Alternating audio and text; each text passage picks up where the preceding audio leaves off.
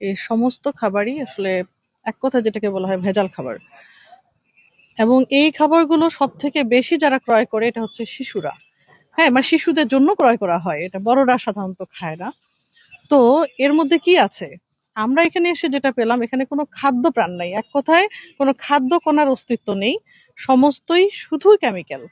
এবং এই কেমিক্যালের মধ্যে সবথেকে একটি বলতে গেলে যেটা নিষিদ্ধ একটি কেমিক্যাল আমি দেখলাম যে সোডিয়াম সাইক্লোমেট, যেটাকে ঘন চিনি বলা হয়। এটা সম্পূর্ণভাবে নিষিদ্ধ।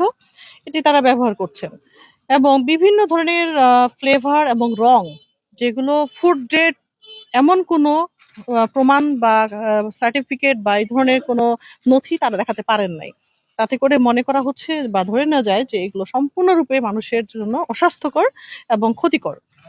একই সাথে তারা যে এটা তৈরি করছেন, এদের নির্দিষ্ট কোনো লেভেল, যেটা সঠিক লেভেল নেই। এবং এরা যে তথ্য দিয়েছে যে এখানে তৈরি হচ্ছে, যেখানে আমরা এসেছি এখানে এই তথ্য না দিয়ে তারা ভিন্ন জায়গার হচ্ছে তথ্য দিয়েছে যে প্রোডাকশন অন্য জায়গায় হচ্ছে। তো এই ধরনের ব্যাপক হচ্ছে অনিয়ম এবং আইন ভঙ্গ এখানে আমরা দেখতে পাই, যার কারণে আজকে এই অভিযান পরিচালিত হচ্ছে এবং আমাদের এই অভিযানগুলো অব্যাহত রয়েছে।